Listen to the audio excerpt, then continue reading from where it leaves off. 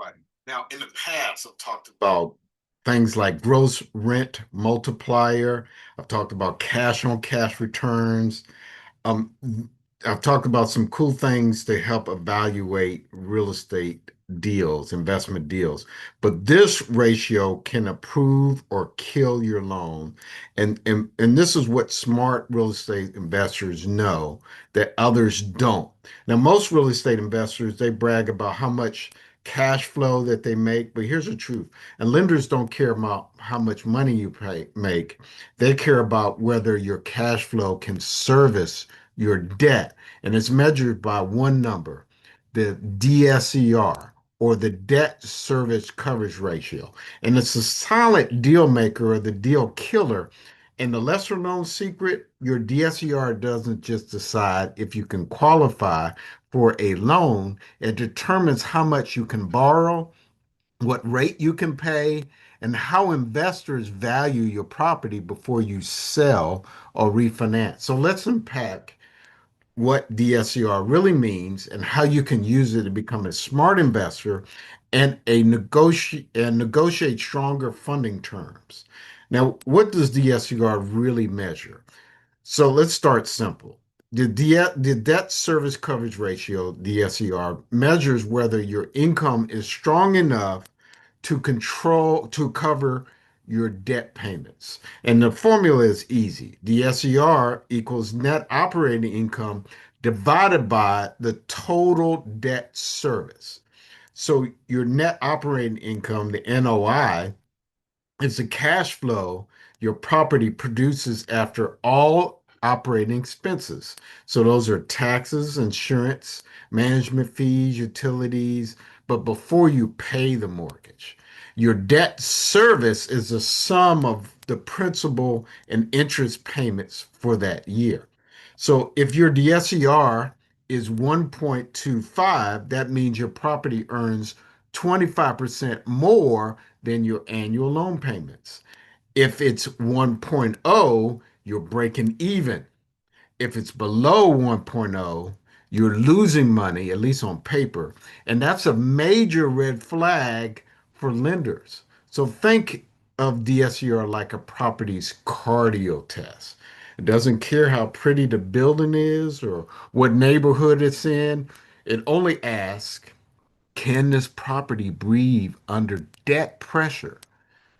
Now, here's the hidden power of DSCR. And here's what most investors miss. Now, DSCR isn't just a qualifying ratio, it's a pricing tool. Lenders use DSCR to measure risk. A higher DSCR, let's just say a 1.5, 1.75, signals a lower risk. That that means that can mean lower interest rates, higher leverage, you can borrow more for the same NOI, better confidence from investors and partners. A low DSCR, on the other hand, tells lenders this deal is tight. There's no margin for error. So either they cut your loan amount, charge higher interest rates, or deny the loan altogether.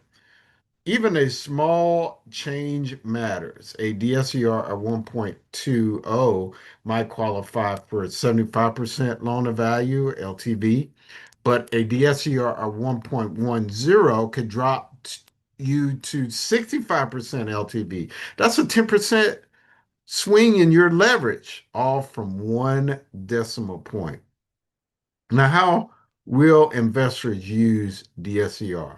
The smart investors use DSCR to evaluate properties before buying them, not after. So let's say that you're looking at a duplex producing 48,000 in annual rent. After expenses, your NOI is 30,000. You're considering a loan that requires 25,000 a year in payments.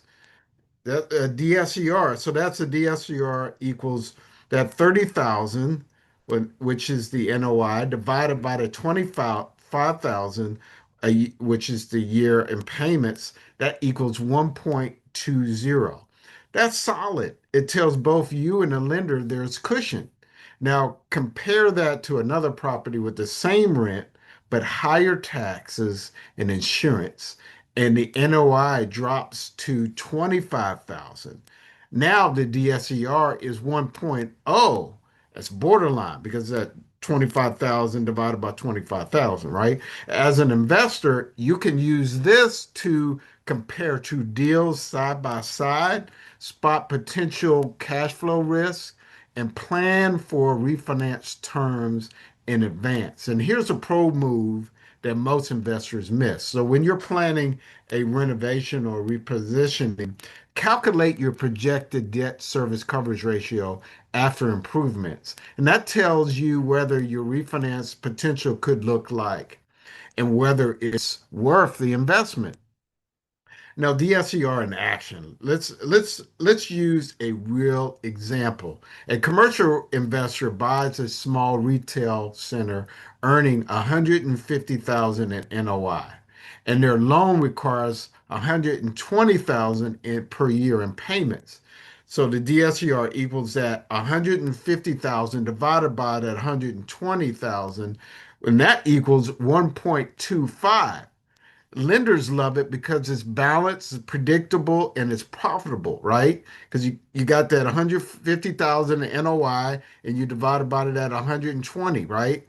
Now, but if interest rates rise and the new debt payment jumps to 135,000, the DSCR drops to 1.11.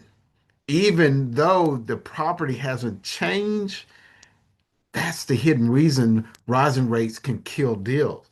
And it's not that lenders are mean. It's the numbers simply just don't work anymore. The pluses and minuses of DSCR. Let's talk about the pros and cons because DSCR, while powerful, has some blind spots. Here's the pluses, and there are four of them. Number one, objective matrix. It removes emotional from deal analysis. Number two, lender friendly. It's standardized. Banks and private lenders use it globally. Number three, portfolio management. It helps investors track which properties are performing best. And then number four, predictive of stress. You can see trouble becoming before you hit your bank account. And the minuses, and there's also four of those. Number one, ignores future value. It doesn't consider appreciation or renovation. Number two, backwards looking. So DSCR is based on past or current income, not projections. Number three, static snapshot. A single year's NOI can distort long-term performance. And then number four, different lenders, different rules. One might require 1.15 and another 1.3. I'll be honest with you, most lenders love the 1.25. It usually only depends on the difference in the business or the difference in property type. So it's like looking at someone's credit score. It's helpful, this DSCR ratio, but it doesn't tell the full story. Now, how to improve your DSCR.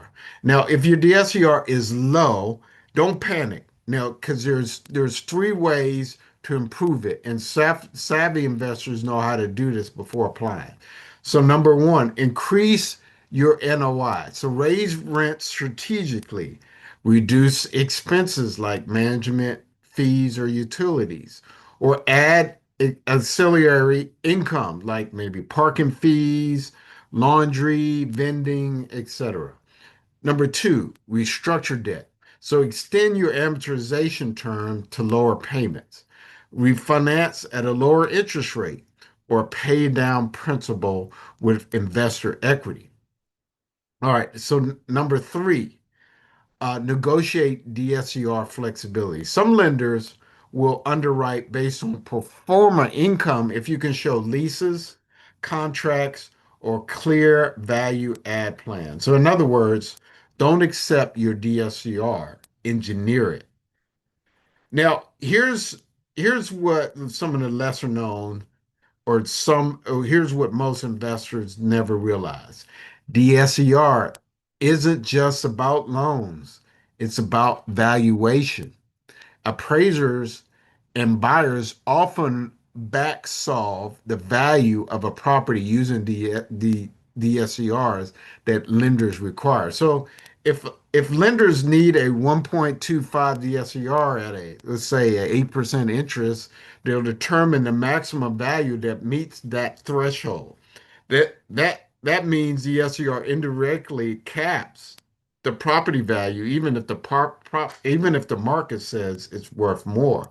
So if you can improve your DSCR, you can literally raise your property's appraised value. So in closing, to wrap it up, the SER is a heartbeat of every investment property. It measures the difference between profitable and risky.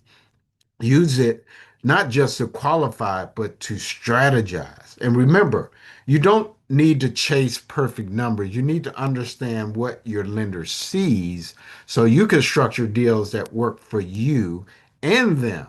And if you want tools to help calculate and improve your DSCR, from templates to loan analysis sheets, follow me for insights that attract funding for your next opportunity.